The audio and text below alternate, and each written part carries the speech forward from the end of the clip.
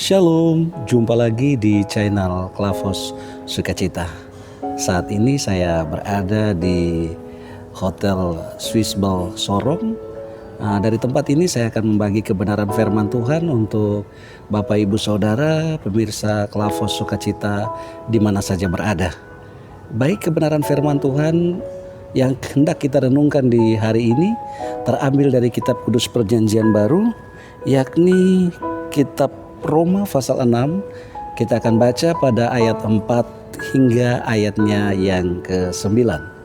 Baik Bapak Ibu Saudara, anak-anak, pemirsa Klavos Sukacita di mana saja berada, sebelum kita membaca dan merenungkan kebenaran firman Tuhan ini, baiklah mari kita berdoa minta tuntunan terang Roh Kudus agar kita semua dapat memahami apa maksud Tuhan dari firman ini. Mari kita berdoa. Terpujilah Engkau Allah Bapa di surga, di dalam nama Tuhan Yesus Kristus yang adalah Tuhan dan Juru Selamat kami yang hidup. Kami bersyukur karena kami diberikan kesempatan lagi untuk membaca dan merenungkan kebenaran firman-Mu. Untuk itu ya Allah Bapa di surga, kami bermohon biarlah kuasa Roh Kudus tercurah atas kami sekalian. Baik hamba sebagai pelayan firman, tetapi juga pemirsa Klavos Sukacita yang mengikuti kebenaran firman-Mu melalui channel ini, agar di dalam tuntunan Roh-Mu yang kudus kami dimampukan untuk memahami kebenaran firman-Mu dan melakukannya di dalam kehidupan kami hari lepas hari. Di dalam nama Yesus firman yang hidup kami berdoa. Amin. Baik Bapak Ibu Saudara dan anak-anak yang Tuhan Yesus Kristus kasihi, kebenaran firman Tuhan yang menjadi perenungan kita di hari ini dari kitab Roma pasal 6 ayat 4 hingga ayatnya yang ke-9. Demikian firman Tuhan. Perikop mati dan bangkit dengan Kristus. Ayat 4 hingga ayatnya yang ke-9.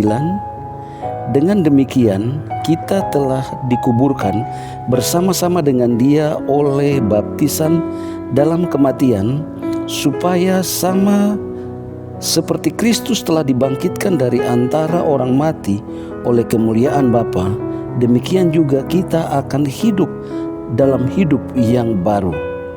Sebab jika kita telah menjadi satu dengan apa yang sama dengan kematiannya, kita juga akan menjadi satu dengan apa yang sama dengan kebangkitannya. Karena kita tahu bahwa manusia lama kita telah turut disalibkan, supaya tubuh dosa kita hilang kuasanya, agar jangan kita menghambakan diri lagi kepada dosa. Sebab siapa yang telah mati, ia telah bebas dari dosa.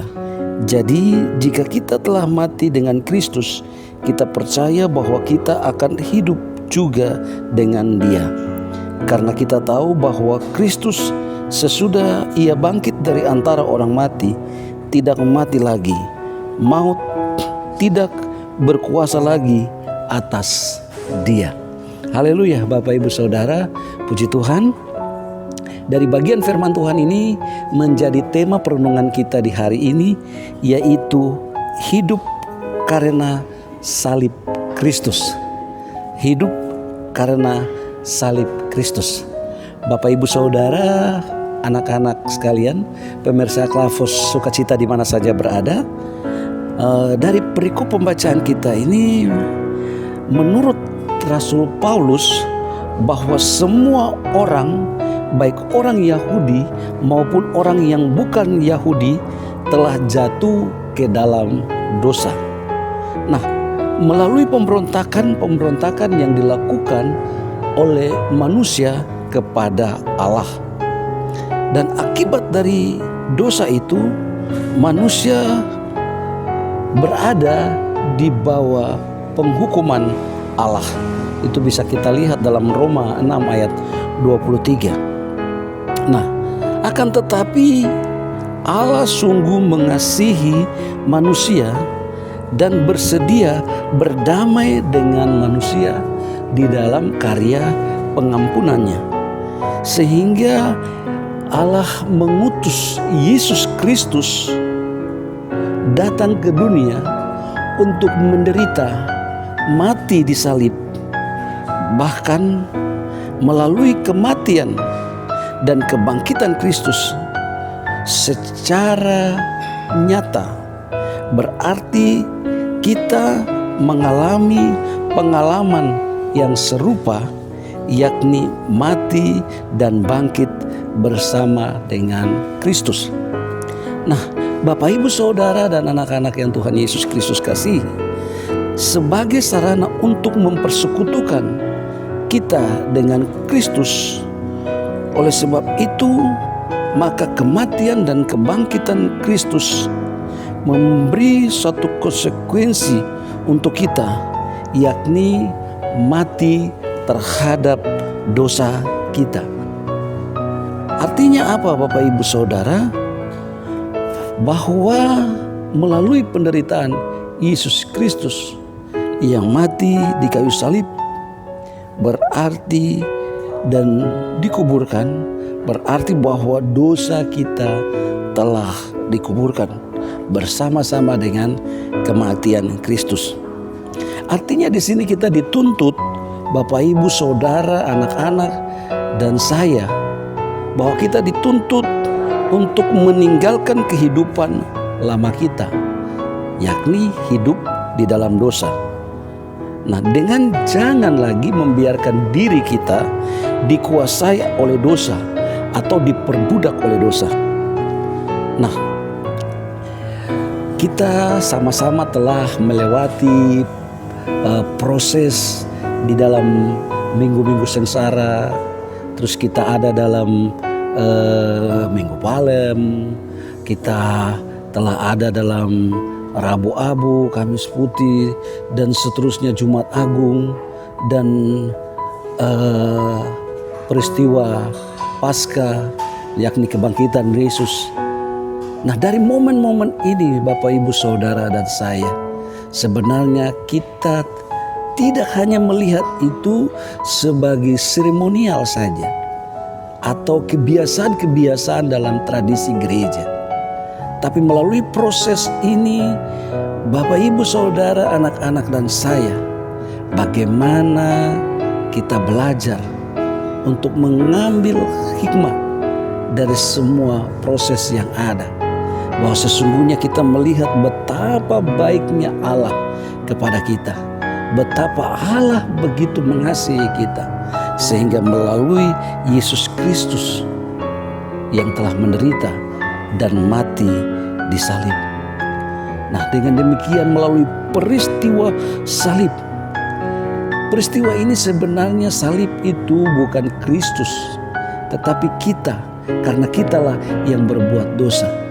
Tapi oleh karena Allah mengasihi kita, Yesus Kristus memikul salib itu untuk kita. Sehingga di dalam salib itu, Bapak, Ibu, Saudara, anak-anak, dan saya, kita memahami bahwa kita hidup ini hanya oleh kasih karunia Allah, karya penyelamatan Allah di dalam salib itu. Memang salib itu adalah lambang penderitaan, dan penderitaan itu juga menjadi bagian kehidupan Bapak, Ibu, Saudara, dan saya. Tetapi bukan berarti penderitaan itu mengakibatkan kita harus berbuat dosa agar keluar dari penderitaan itu. Nah, tetapi bagaimana di balik penderitaan itu kita memahami bahwa ada jalan keluar yang telah disediakan oleh Allah bagi Bapak, Ibu, Saudara, dan saya. Ketika Allah mengutus Yesus Kristus memberikan jalan keluar bagi kita untuk mengalahkan kuasa dosa dan maut, berarti seberat apapun jalan kehidupan itu, kita yang percaya kepada Allah, menyerahkan diri kepada Allah, melakukan segala kehendaknya, maka Allah memberikan jalan keluar.